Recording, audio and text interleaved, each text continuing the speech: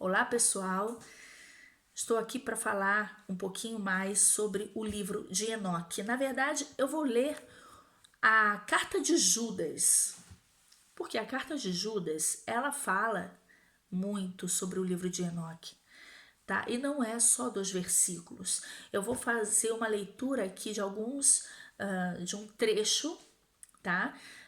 Desse capítulo é uma carta muito pequena, porque é um capítulo só, e ele é muito profundo, tá? E demonstra muito, fala muito sobre o livro de Enoque. Bom, para aqueles que não viram ainda o vídeo que eu fiz sobre o livro de Enoque, só uma introdução, tá bom? Eu vou deixar ele aqui embaixo. Para aqueles que viram e me pediram o livro, ok? E eu mandei por e-mail, eu tive o maior prazer de mandar para cada um, escrever para cada pessoa, tá? E não me pesa isso, muito pelo contrário. Se eu vou deixar o meu e-mail também, tá? Escrito assim na descrição, bem fácil para a pessoa ver, ok?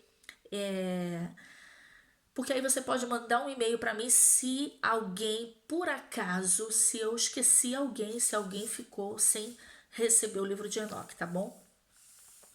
Então aí você manda um e-mail para mim, ok? Esse livro é muito interessante.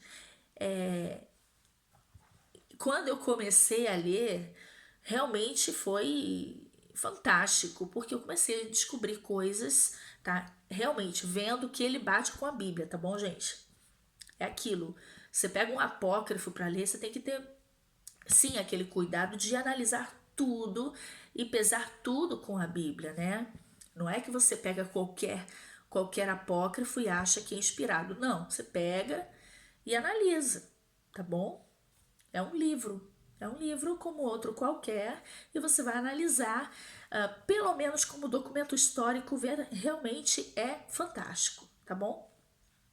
Bom, então eu vou aqui abordar Judas, tá bom? Eu vou começar do capítulo do versículo 3. Amados, procurando eu escrever-vos com toda diligência acerca da salvação comum, tive por necessidade escrever-vos e exortar-vos a batalhar pela fé que uma vez foi dada aos santos. Porque se introduziram alguns que já antes estavam escritos para esse mesmo juízo, homens ímpios que convertem em dissolução a graça de Deus e negam a Deus, único dominador e Senhor nosso, Jesus Cristo. Versículo 5. Muita atenção, pessoal. Mas quero lembrar-vos, como a quem já uma vez soube isto, que havendo o Senhor salvo um povo, tirando-o da terra do Egito, destruiu depois os que não creram. Olha só, ele está dizendo o seguinte: Deus, ele salva, ok? Mas ele também condena aqueles que não creram, tá bom? Versículo 6. E aos anjos, a quem? Aos anjos. Que anjos são esses? Que não guardaram o seu principado, mas deixaram a sua própria habitação. Veja que isso aqui não são os anjos que foram expulsos do céu, mas foram anjos que deixaram, ok, voluntariamente, decidiram deixar a sua habitação e não guardar o seu principado. O que é o principado? Aquilo que eles deviam fazer, a missão deles, né? Então eles deixaram o seu principado.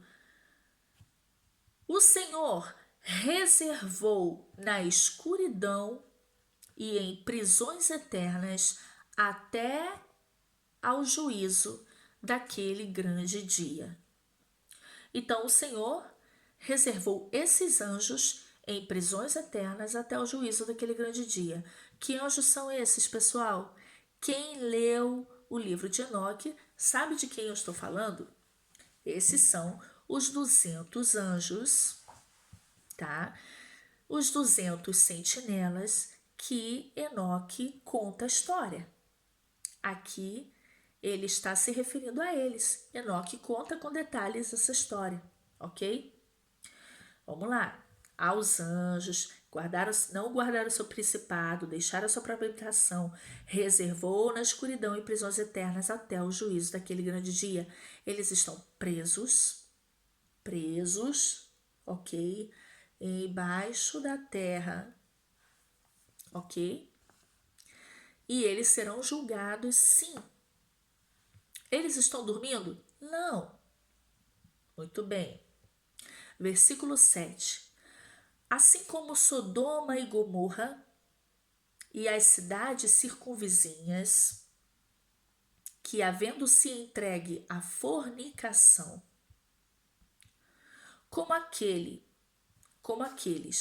Peraí, volta. Por que ele está falando de Sodoma e Gomorra? Ele não estava falando dos anjos? Vamos lá. Assim como, entendeu? Ele começa a falar dos anjos. Aos anjos, tá. Assim como Sodoma e Gomorra e as cidades circunvizinhas, que havendo-se entregue à fornicação, ou seja, qual foi o pecado daqueles anjos? Esse mesmo que foi de Sodoma e Gomorra. Havendo-se entregue à fornicação como aqueles, viu? Como aqueles quem? Os anjos.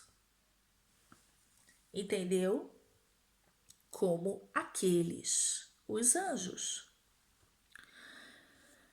E esses de Sodoma e Gomorra, ido após outra carne, como aqueles, os anjos. Qual foi o pecado daqueles anjos? Eles tiveram relações com mulheres. Ok? Está escrito lá no livro de Gênesis, capítulo 6. Então, veja que aqueles do capítulo 6 de Gênesis, filhos de Deus, que tiveram relações, que coabitaram com as filhas dos homens e nasceram gigantes e foram os valentes da antiguidade. Gênesis 6. Esse hibridismo que está se referindo a Gênesis 6, aqueles filhos de Deus, não eram seres humanos, eram anjos. São os mesmos anjos que fala o livro de Enoque. Então, para quem não entendeu ainda que esses filhos de Deus de Gênesis 6 são anjos realmente e não são descendência de Sete, não, gente. Porque Judas está confirmando isso, viu? Versículo 6. Aos anjos,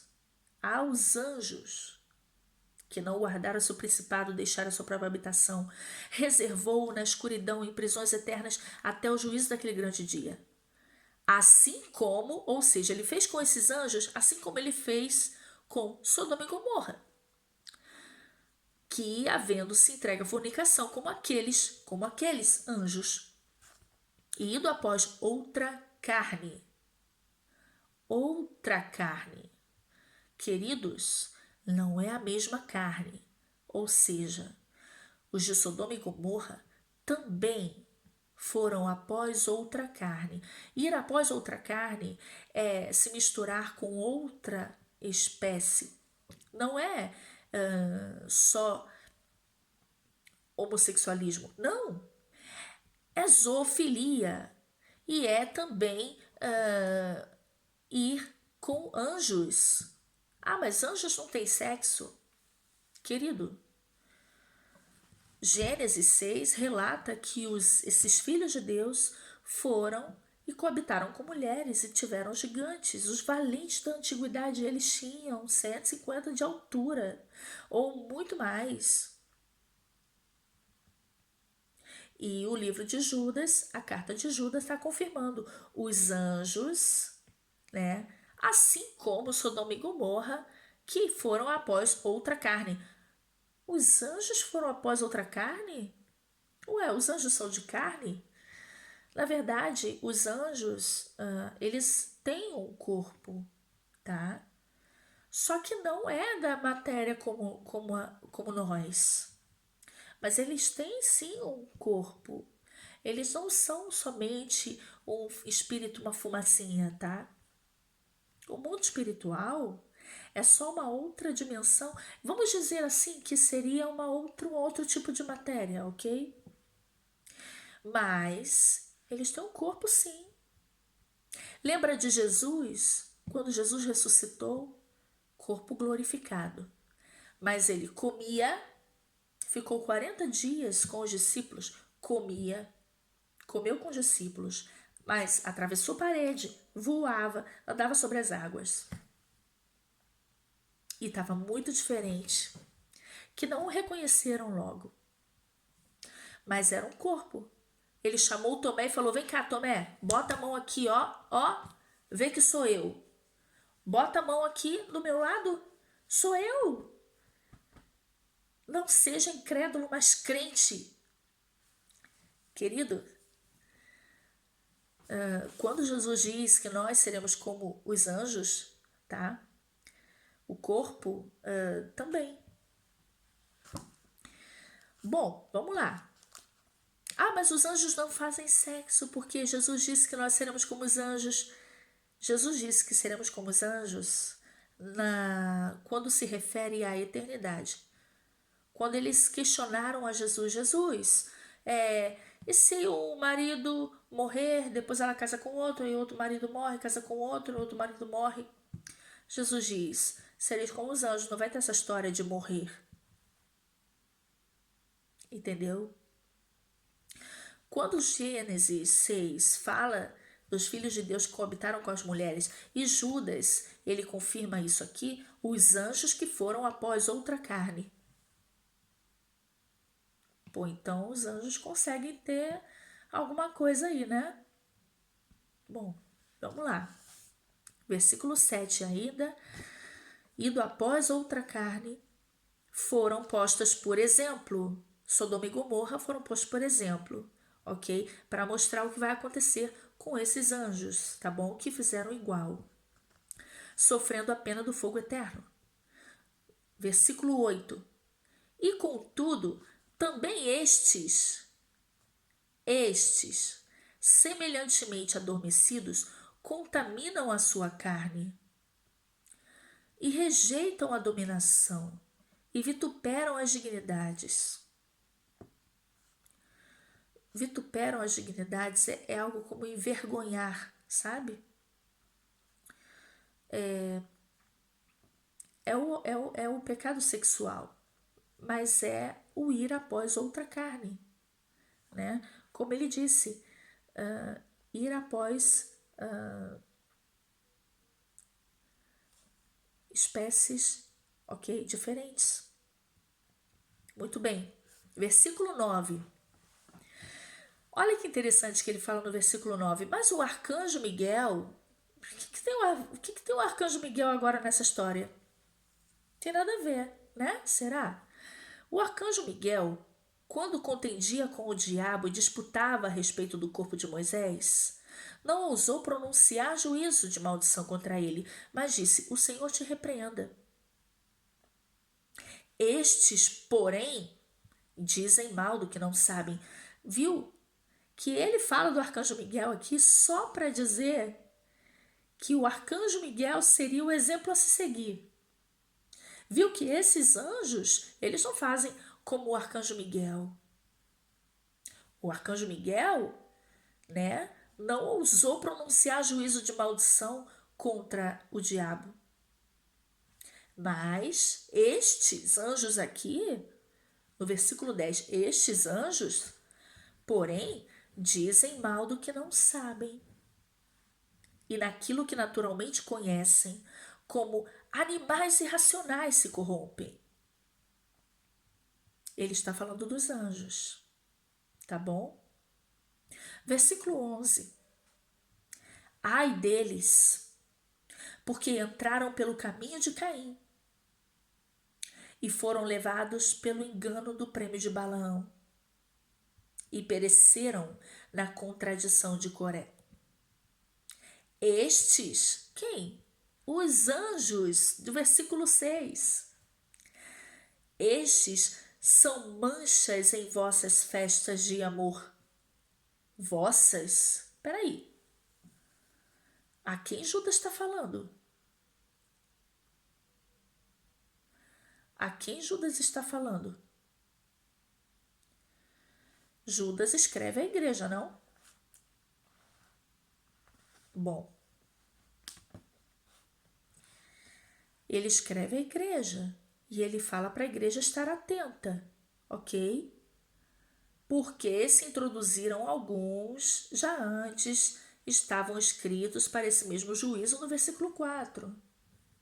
Se introduziram alguns. Lá no versículo 12 ele diz: estes são manchas em vossas festas de amor. Cara, você está dizendo que estes, como aqueles anjos que estão presos, estão fazendo de novo, no nosso meio, essas festas de amor? Hã? É isso que você está dizendo? Banqueteando-se convosco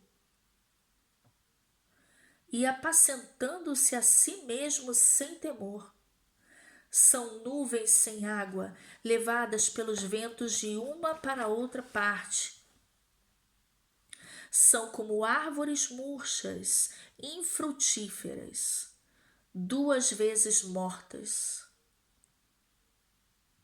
desarraigadas, ondas impetuosas do mar, que escumam as suas mesmas abominações. Estrelas errantes. Ah, estrelas errantes. Vocês sabem o que é estrelas errantes? São os planetas.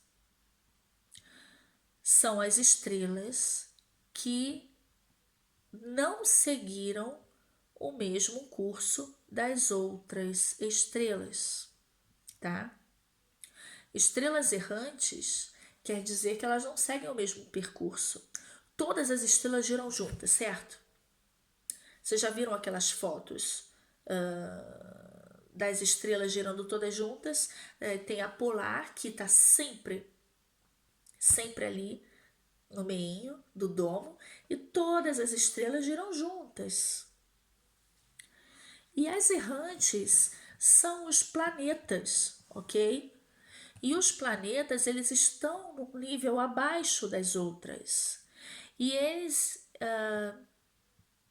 fazem um outro percurso diferente. Digamos que seriam as rebeldes, ok? Mas são estrelas. Mas é interessante que ele chama os anjos de estrelas. Ou as estrelas são realmente os anjos, ou os anjos estão presos nelas. É se pensar, tá bom? Bom, estrelas errantes para as quais está eternamente reservada a negrura das trevas. Versículo 14. E destes quem? De quem a gente está falando? Dos anjos. Viu que desde o versículo 6 eu estou falando dos anjos, ou melhor, dos 5. E vai até, eu já estou no 14. E destes profetizou também quem? Enoque, o 7º depois de Adão, dizendo: eis que é vindo o Senhor com milhares de seus santos, para fazer juízo contra todos e condenar dentre eles todos os ímpios, por todas as suas obras de impiedade, que impiamente cometeram, e por todas as duras palavras que ímpios pecadores disseram contra ele. Estes são murmuradores, queixosos da sua sorte, andando segundo as suas concupiscências, e cuja boca diz coisas muito arrogantes, admirando as pessoas por causa do interesse.